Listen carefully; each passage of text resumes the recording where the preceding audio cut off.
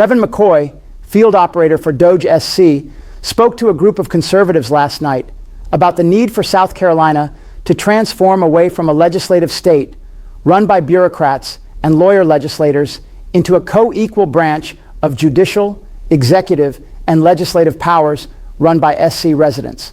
The organization is headed by a Level 5 leader named Ram Reddy.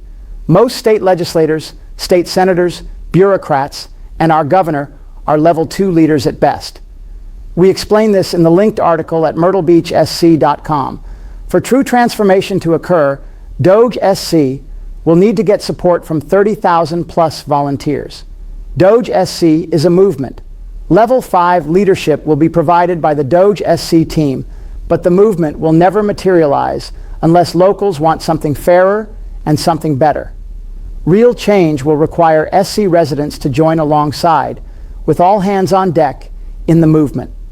Those who expect DOGE SC to do something without getting involved themselves will be disappointed. McKoy is with DOGE South Carolina. I had an opportunity to speak with Trevor briefly. I believe Trevor is a native of Kershaw. He's been working with DOGE. Of course, we've all heard so much about DOGE lately and all the great things that have been done at the federal level. This has prompted some folks to put together the DOGE South Carolina effort, which aims to build a grassroots network, which is going to be hopefully similar to what we were talking about earlier, a voice for common sense government, fiscal conservatism, efficiency, all the things that we think we know our government needs to be better at, which it is not good at all, which is being fiscally responsible, conservative, and efficient with your dollars. We need government, but we don't need government that just blows money out the window. So, Trevor, thanks for joining. Trevor, thanks for joining us tonight. Come on up. Let me hear from you.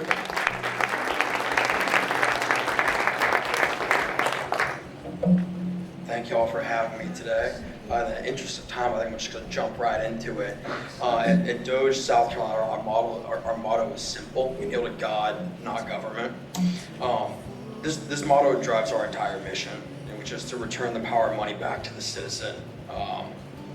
Over the past 250 years of our republic, this power and this money has slowly but surely been transferred from the citizen to the government over time, making our government all powerful, especially in the state of South Carolina.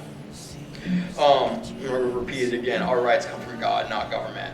John Locke affirmed, and Thomas Jefferson later plagiarized, that these rights, life, liberty, and property, are granted to us by an all-powerful creator, not any institution.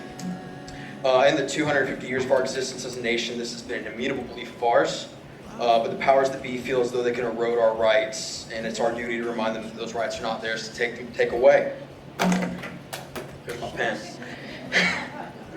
Government should be limited, accountable, and constitutional. Our founders intended co-equal branches of government with limited charters, so the citizen is sovereign and self-governing.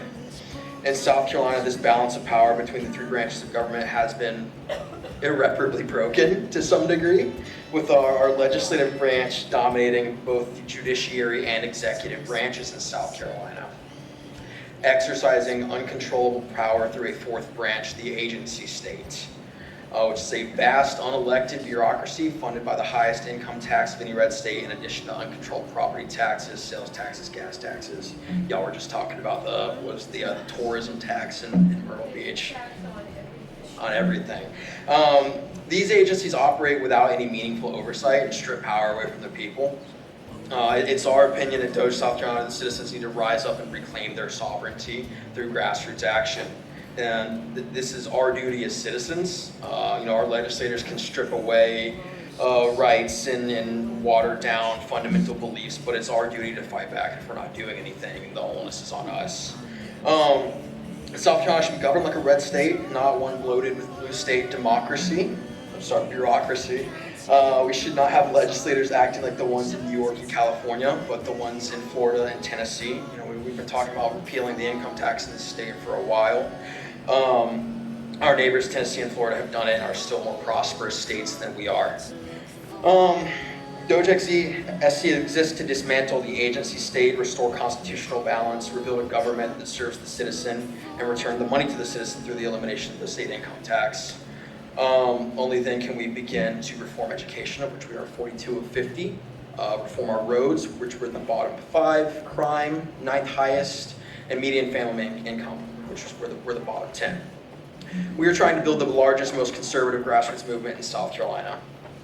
At this moment, you might be asking, why am I talking about a constitutional imbalance of powers and not why we need to audit the Department of Transportation?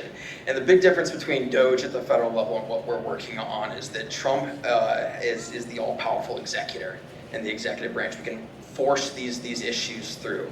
Our governor does not have that ability in South Carolina. I'm gonna quote a Fitz News article I read the other day that referred to Henry McMaster as our executive branch in South Carolina as a neutered position, and that's true. We don't have a powerful governor, and we're not advocating for making them more powerful, but we're advocating that the legislature has too much. Our executive branch cannot rein the legislature in. Our judicial branch is entirely dependent on them. So we have 3 main points that we would like to see accomplished in South Carolina before we can perform this mass audit. And one is removing legislative control over the judiciary to ensure an independent court system that upholds the Constitution, not political agendas. SC is only one of 2 states where the judiciary is appointed and reappointed by the legislature. The worst instance of this is the Judicial Merit Selection Committee. The recent amendment to the JMSC does not do enough to balance the scales. The JMSC now holds 12 seats on the committee, 4 appointed by our Senate, 4 by our House, and 4 by the governor. It's still a deeply imbalanced weight on the legislature for those appointments. We'd also like to restore executive control over state agencies by giving the governor full authority to oversee the executive branch and enforce laws effectively. The SC Constitution says that our governor is the supreme executive authority, and he should be able to govern like a co-equal branch and dismantle the all-powerful agency state. If you're the head of an executive agency, the governor should be able to unilaterally fire you. You shouldn't be receiving a $30,000 raise every 4 years running a failing department. And then lastly, eliminate separately elected constitutional officers from the ballot and allow the governor to appoint a full cabinet like our president does. So South Carolina has a true executive leader. We should be following the federal model here. Generally speaking, the governor is considered the leader of a state. We should be allowing our governor to appoint a cabinet that will work towards his conservative agenda and not work against it. Trevor, it's a pleasure to hear from you tonight. Before I just a few final comments, I'm going to hand it over to Kathy Ferris. But one of the things that they will teach you, if you go to law school in South Carolina, they will tell you that South Carolina is the legislative state. And we're known as that. We're not for no reason. And one of the things that I remember being taught by one of my professors was South Carolina has a government that was designed for 1850. And if you think about it, so much of what happens in state government is controlled by these boards and commissions that are in turn controlled by the legislature that none of you have any real input over. And that's kind of what they're getting at. There's an absence, a lack of accountability.